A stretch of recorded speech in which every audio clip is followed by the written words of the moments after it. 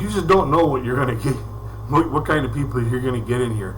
Sometimes they're really good people. Sometimes they're really interesting people. Sometimes they're...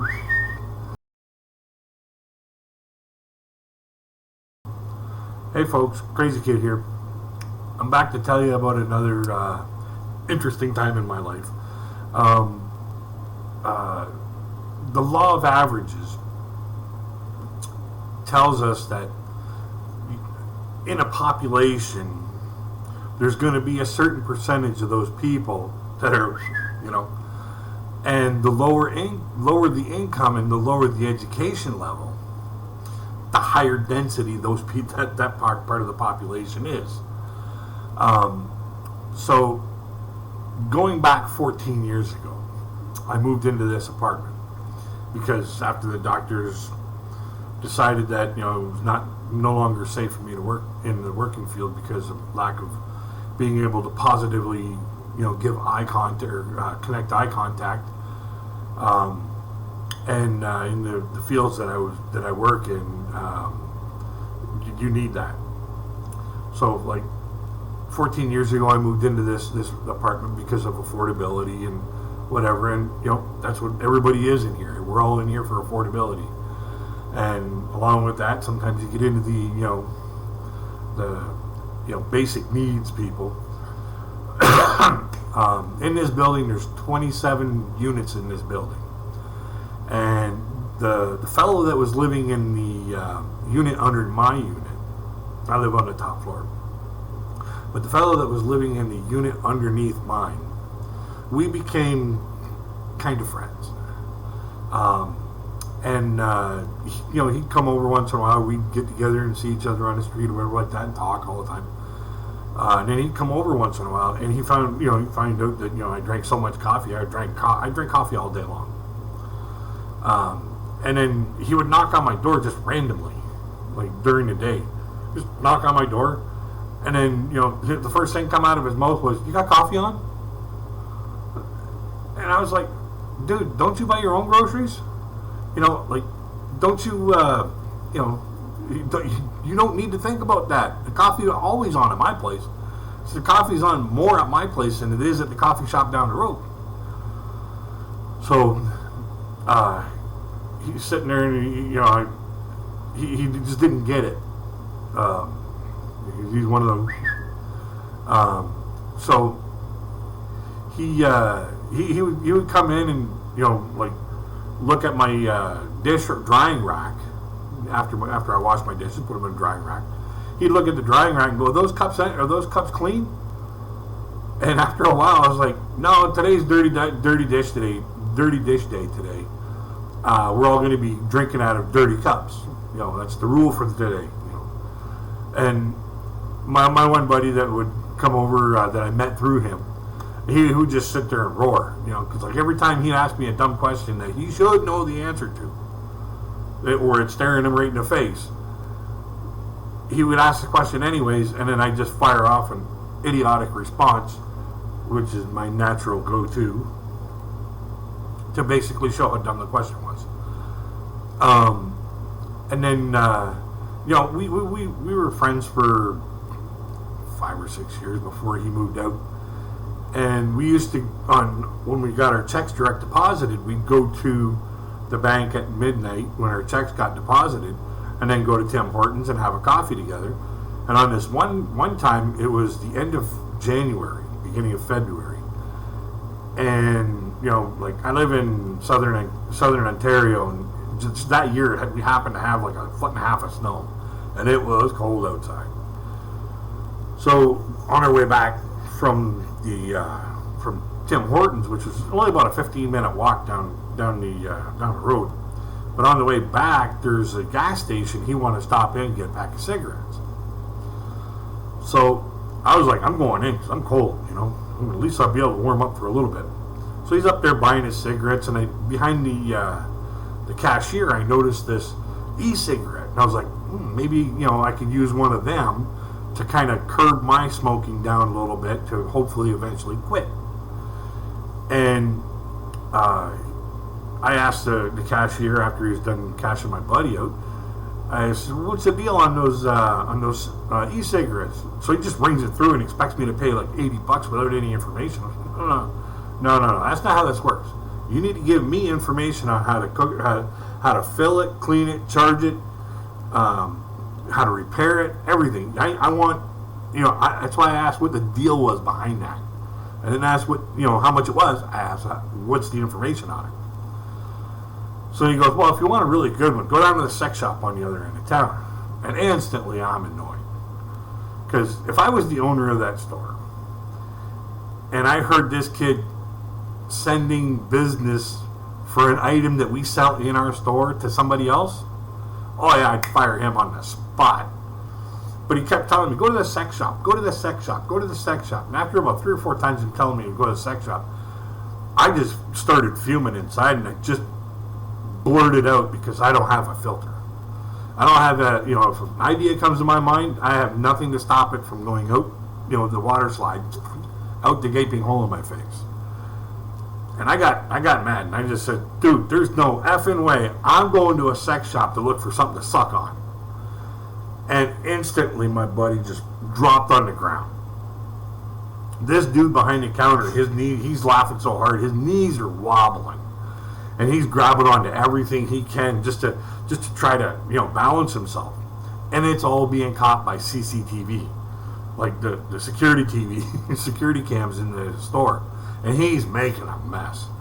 So I go down to pick up my buddy and I'm like, dude, I think we got to get out of here. And he goes, you think? So we get out of there and then about halfway back from the gas station, all of a sudden it dawned on me, I was like, how am I going to do this? How am I going to go into a sex shop and walk in there and go, what am I supposed to do? Like walk in there and go, hi girls, I'm looking for something to suck on. Got any ideas? I'm pretty sure they'd try to give me something that didn't have a hole all the way through it. That's just one of the guys one of the people that's been in this building that's been very interesting. Another fellow I met about a year after he moved out. He had a van, and I met him through another mutual person that I met in this building. And we got talking, and he says, "Well, I'm going grocery shopping at this grocery store that took me half an hour to walk to." And he goes, "Hey, if you want to come along?" I was like, "Sure, fantastic. I don't have to walk. Great." So we get down there. And I go through and I grab my items and pop, go and cash out, and I'm the first one out of the store. And I'm bagging them up. I'm bagging my stuff up out of the when I get out of the store, and that dude was right behind me. And I light up a cigarette and I'm bagging my stuff up nice and neatly and whatever like that. And this dude looks at my cart and he's like, oh, "You can eat all that meat?"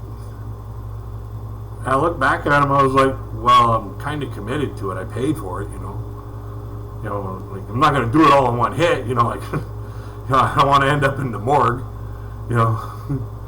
And he's like, I'm a vegetarian. That meat disgusts me. And I was like, well, I won't invite you over for supper. So I was like, well, I've heard a lot of different reasons why people became vegetarian. Some people it was for health. Some people it was for I don't want to eat anything that was alive. And all this other stuff. My goddaughter gave me the best reason I've ever heard, the most intelligent reason I have ever heard for someone to become a vegetarian. Her reason was she just didn't personally like the texture anymore. And I was like, okay, that's good. That's the way you made that choice for your own personal palate. And I commend her for that, and I totally support her. But this guy here scared the dickens out of me. He looked at me in a stoic face, just looked square in my face and said, I became a vegetarian because it's the only way you can become immortal. I darn near pooped my pants. I was like, and I got to get in the van with this dude, I walked home. And so fast forward 10 years. 10 years later, I'm on my way home from my parents' place. We had Sunday family dinner. My dad's driving me home, and it's dark outside. And as we're going down my street, all of a sudden this fire truck comes from behind us. He's got the lights on, he's got the sirens going, and my dad just pulls over to let him by. And I notice up in the distance, there's another fire truck up there, and I'm like, hey, that looks like it's up near my place. I said, wouldn't that be a killer if it was at my place? And he goes, yeah, wouldn't that be funny? Then you got no place to live. So I was like, yeah, well, at least I'll cash in on my insurance. So sure as shit, this fire truck pulls in behind this other one, and then we end up pulling in behind that fire truck. And as we were coming up, I was looking out the window, and I was like, well, there's no red glow for the sign of fire. I said, somebody's probably just using the smoke detectors as a cooking timer. And my dad starts laughing, and I was like, yeah, whatever. So I get out of the car, go around to the main entrance of the building. I look up, and here there's smoke coming out of this dude's balcony door. He's got the patio door open. The smoke's just billowing out, and I'm sitting there just dying. I'm laughing so hard because that's the unit of the vegetarian. So I go over and I talk to this lady that's just down the hall from him, and we're sitting there talking. I'm having a cigarette, and I says, what's funny? I says, you're a really horrible cook when you're able to light something on fire that's full of water. And she just started laughing. I was like, the dude's a vegetarian. Everything he eats is full of water, and he managed to set fire to it. I think that is so funny. And we were just both sitting there just dying. We were laughing so hard. So yeah, that's like sometimes you get into these units and these apartment buildings, you just don't know what you're going to get, what kind of people you're going to get in here. Sometimes they're really good people, sometimes they're really interesting people, sometimes they're so yeah, that's my story about the conditions I'm in, and how I am the way I am, and why I've continued to be the way I am. I deal with a lot of stuff every day. So, well, I just hope everybody has a great day, great night, and have a good one, folks. Hey, gang. Just a friendly reminder here. Don't forget to like, give me the Fonzie. Share with all your friends and neighbors and anybody you think could use a laugh. Leave a comment below, whether you like my material or whatever. Tell me how I'm doing as a channel. Don't forget to subscribe, because that really helps out my channel. Helps my channel grow and get through the algorithm.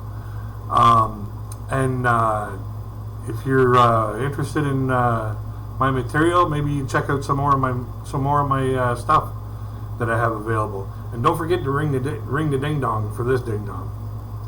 Have a great day, folks.